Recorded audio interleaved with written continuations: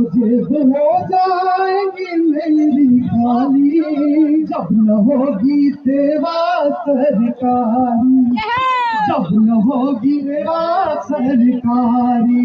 ये new pension scheme नहीं है, ये नो पेंशन स्कीम है, ये स्कैम है। 35,000 देख लिया, आपको सामने 35,000 का वेतन था, अभी पेंशन मिला 900 रुपया। I am continuously going to work for the peoples and government, and but when I retired, I have got up झुनझुना। Jharkhand बगल का है जी, हमसे बंटवारा हुआ है, बहुत है। आज पास जो है पेंशन है, हम लोगों को टेंशन है। अभी वो ओपीएस की बात करेगा, वही देश पे राज करेगा। यदि पुरानी पेंशन 2024 से पहले बहाल न हो, बहुत बड़ा हड़ताल, 74 जैसी हड़ताल की संभावना रेल से लेकर राज्य सरकार में बन रही है। नमस्कार, आप देख रहे हैं तीसरा पक्ष न्यूज नेटवर्क। आज 10 दिसंबर 2023 को पेंशन मानवाधिकार संगठन ने ओल्ड पेंशन की मांग को लेकर पटना में बड़ी रैली की। इस आंदोलन एवं रैली में राज्य से लेकर केंद्रीय कर्मचारियों के विभिन्न संगठन शामिल हुए। इसी आंदोलन के समर्थन में लोक गायिका नेहा सिंह राठौर भी पहुंची और पेंशनकारियों आंदोलनकारियों को हौसला बढ़ाते हुए सरकार को खूब सुनाई। आगे देखिए इस रैली में आए हुए नेता और कर्मचारी क्या कह रहे हैं। मुझे हो जाएंगी मेरी खाली जब न होगी सेवा सरकारी, जब न होगी सेवा सरकारी। नई पेंशन है टेंशन हमारी, सुन लो मोदी जी विनती हमारी, सुन लो मोदी जी हमारी। जेब हो जाएगी मेरी खाली जब न होगी सेवा सरकारी, जब न होगी सेवा सरकारी। बेटिया दिन की कुछ महिलाएं की बुढ़ापा लाएगी बीमारी, हाथों में होगी न सेवा सरकारी। आएगा बुढ़ापा लाएगी बीमारी, माथे पे होगा बेकारी हमारी, बेकारी हमारी। दाने दाने कबर से हम, दाने दाने कबर से जो हम, जब न होगी पेंशन पुरानी, जब न होगी पेंशन पुरानी। जेब हो जाएगी मेरी खाली जब न होगी सेवा सरकारी, जब न होगी सेवा सरकारी।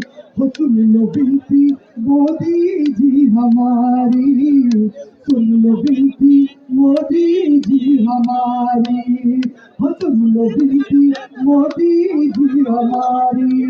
हमारी आवाज दिल्ली तक पहुंच जाए, यही हम सभी को, यही सब दिल से यही चीज है कि आप लोग हम सब लोग मिलकर इस बुलंद आवाज से ओपीएस की मांग करना है। और बस यही कहूंगा कि आप लोग जब भी जाएं, जहां भी जाएं, इस चीज को जरूर आवाज उठाएं। आज हमारे साथ वरुण पांडे जी हैं, जो कि आज पेंशन को लेकर संजय गांधी में बहुत बड़ा सम्मेलन। आज हम जानते हैं कि इस कार्यक्रम में आज क्या हुआ। देखिए आपको सामने खड़ी है, इनको देखिए कितना मिल रहा था, कितना पेंशन बताइए। अब क्या क्या दिक्कत है? मिलता है सर। अब वेतन कितना मिल रहा था? वो देखिए ना सर, बताइए ना, आपको याद नहीं है? 20-50 35,000 35,000 देख लिया, आपको सामने 35,000 का वेतन था, अभी पेंशन मिला 900 रुपया। 900 रुपया क्या होगा? किराए पर रूम मिलेगा यहाँ पर?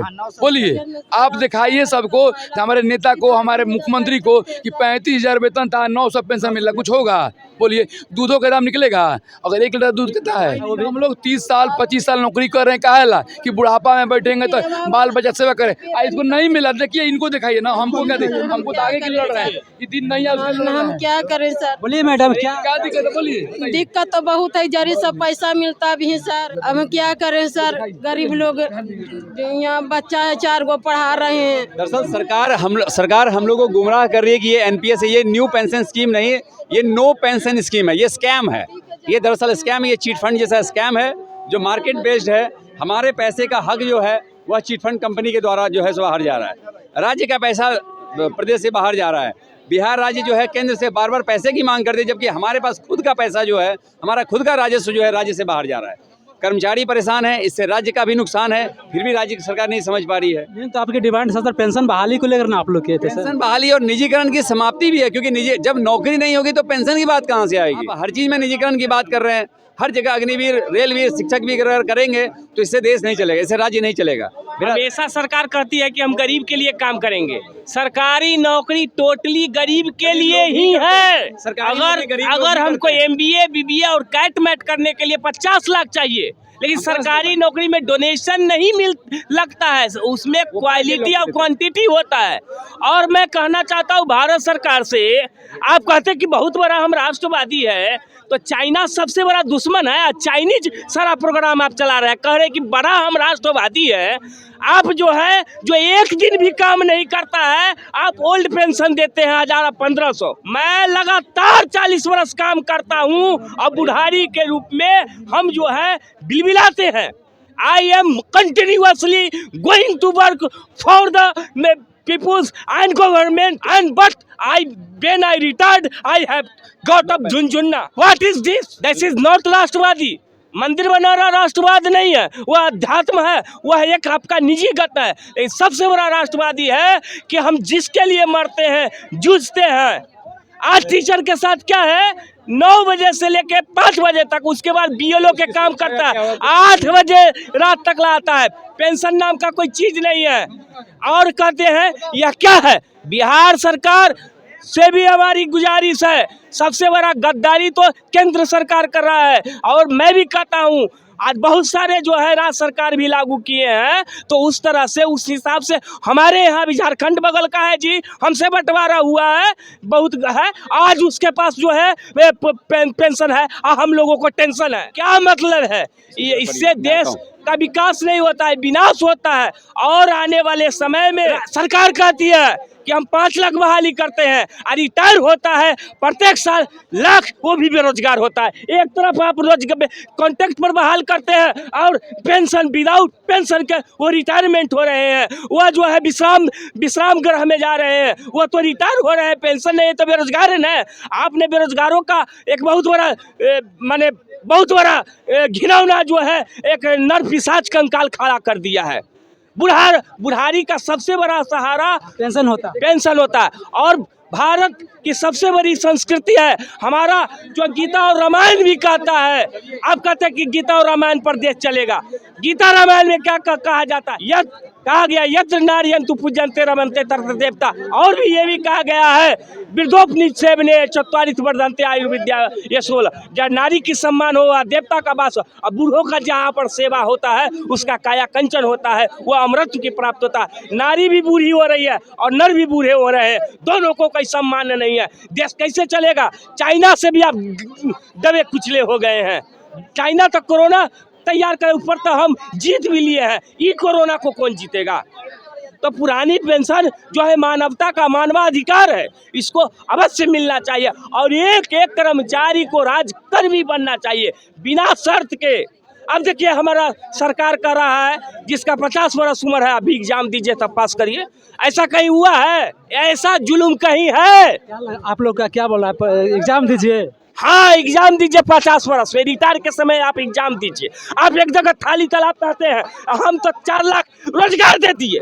आई नहीं कि 2 लाख हर साल पेंशन में बिना पेंशन को जा रहा। 2 लाख हमेशा विदाउट पेंशन की रिटायर हो रहा है, वो तो बेरोजगार पैदा कर रहे हैं। आप कथी का रोजगार कर रहे हैं? रोजगार नहीं दे रहे हैं। और एक चीज, विधायक एक बार बनता है सर, उसको भी पेंशन, सांसद बनता है उसको भी पेंशन, राज्यसभा का उसके एक आदमी one person have got up 10 types of pensions, but I am continuously going to work, and when I retired I have nothing got up on my hand. I am the without less, cashless. I am जो क्या कहें उसके लिए, हम अपना शब्द में जुबान नहीं है कि हम उसके लिए क्या कहेंगे। विदाउट पेंशन के हम चले आते हैं घर, हम कहीं कुछ काम करने लायक नहीं होते। बेटों से, बहुओं से, सबसे प्रताड़ना का सामना होना पड़ता है। चलिए सर, कुछ और लोगों से जानते हैं। इसको दिखाइए सर, दिल की गहराई से मैं कह रहा हूँ। राम राजकर्मी एक को राजकर्मी होनी चाहिए, एक को पेंशन होनी चाहिए। बुढ़ारी का सबसे बड़ा सबल होना चाहिए। मैं भारत सरकार और बिहार सरकार तमाम सरकारों से यही मांग करता हूँ। धन्यवाद। जय हिंद जय भारत। आप भी कुछ बोल रहे हैं सर हम तो यही कहेंगे, सरकार से एक गुजारिश करना चाहेंगे कि जो अदर स्टेट में हमारे पड़ोसी जो झारखंड जो हमसे बढ़कर अलग हुआ भाई के रूप में, वो भाई जब लागू कर सकता है तो ये जो उसको जन्म देने वाला है वो क्यों नहीं लागू कर रहे हैं।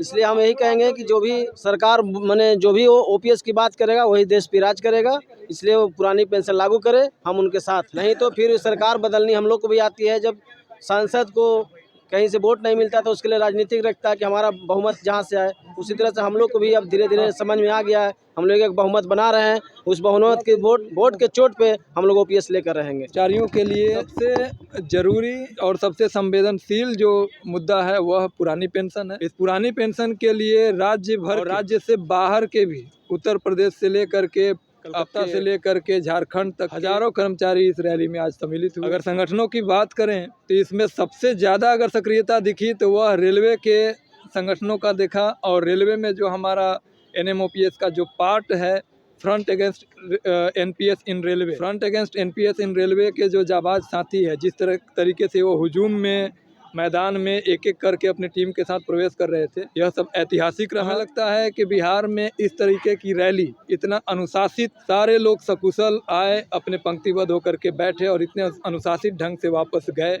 और सबसे अहम विषय है कि देखिए, राज्य के कर्मचारी, चाहे वो सचिवालय के हमारे वरुण भाई जो है अध्यक्ष हैं सचिवालय सेवा से, चतुर्थ वर्गीय कर्मचारी से लेकर के बिजली विभाग के हमारे कर्मचारी से लेकर के स्वास्थ्य विभाग के कर्मचारी से लेकर के, और केंद्र के सबसे बड़ा जो स्थापना है, केंद्र का जो सबसे बड़ा एम्प्लॉयर है रेलवे के फ्रंट अगेंस्ट NPS इन रेलवे संगठन के नेतृत्व में जो हजारों की जो भीड़ आई, यह सब ऐतिहासिक रहा। हमें लगता है कि आज का रैली इस सरकार के ऊपर, राज्य सरकार के साथ साथ केंद्र सरकार के ऊपर भी एक ज़बरदस्त दबाव बनाने का काम करेगा। और ये दबाव बनाने की हमें क्या ज़रूरत है, हमें तो याद दिलाने की ज़रूरत थी। हमने फिर से एक बार माननीय तेजस्वी यादव जी को याद दिलाया कि आपके घोषणा पत्र में पुरानी पेंशन बहाली का मुद्दा था।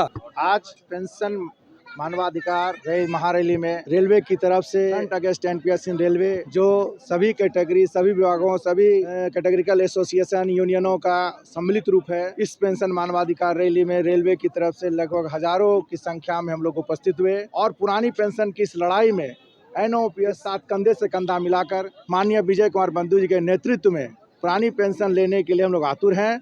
और मुझे विश्वास है कि बिहार सरकार तो पुरानी पेंशन की घोषणा करेगी ही, क्योंकि उनके माननीय उप मुख्यमंत्री तेजस्वी यादव जी ने ये वादा किया था कि मेरी सत्ता में आते हुए पुरानी पेंशन बहाल करूंगा। और दिल्ली के बाद की ये रैली केंद्र सरकार का भी आंख खोलने का काम करेगी, और केंद्र में भी 2024 से पहले पुरानी पेंशन बहाल होगी। अन्यथा अभी हम लोग रेलवे और राज्य सरकार मिलकर एक बहुत बड़ा निर्णय लेने के पक्ष में है। शायद यदि पुरानी पेंशन 2024 से पहले बहाल न हो तो बहुत बड़ा हड़ताल, 74 जैसी हड़ताल की संभावना रेल से लेकर राज्य सरकार में बन रही है। इसलिए मैं केंद्र सरकार से आगाह करता हूं कि 2024 से पहले पुरानी पेंशन व्यवस्था को बहाल करे। सेंट्रल एम्प्लॉयज यूनियन के महासचिव मृत्युंजय कुमार, धन्यवाद।